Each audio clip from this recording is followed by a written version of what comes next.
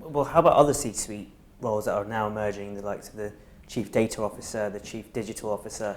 How are those impacting on the CIO role? It's an interesting one because you can look at these things in ways which are in conflict with each other. Oh, look, get your tank off my lawn. My experience is it doesn't really operate like that. So, for example, in my last company, we had a chief digital officer, and he was responsible for thinking from the outside in, from the customer in, how the business should be digitized.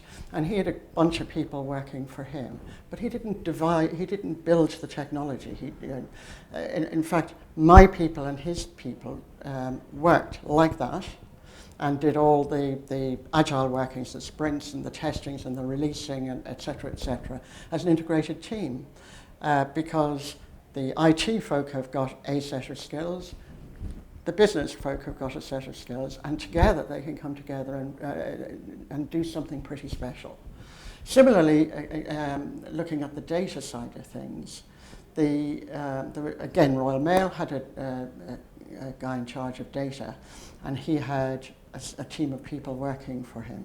The data scientists, the people who built the single view customer, which was a big delivery for us, were part of the IT function. And again, they just worked collectively. So I think you can always think about things as somebody's encroaching on my territory.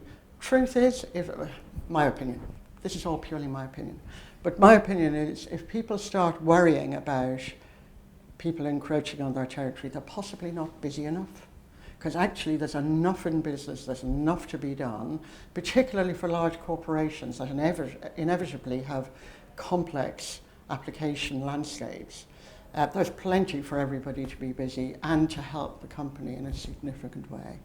So it can actually help you with your workload? I think that they're symbiotic, the relationships. Now, there are some companies where I am sure, I can't name any particularly, but you have this notion of a shadow IT, where let's say you had a chief digital officer who said, I'm not going to that lot over there, I don't like them, I'll go and get my own IT people.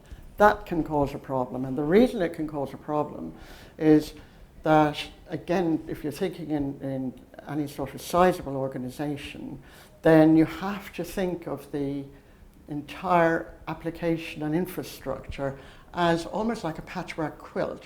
And if you just build something here, then it's unlikely that that can be entirely independent of all the finance, billing, back office systems. And then you have a problem with how you integrate if you don't think about it in totality from the outset.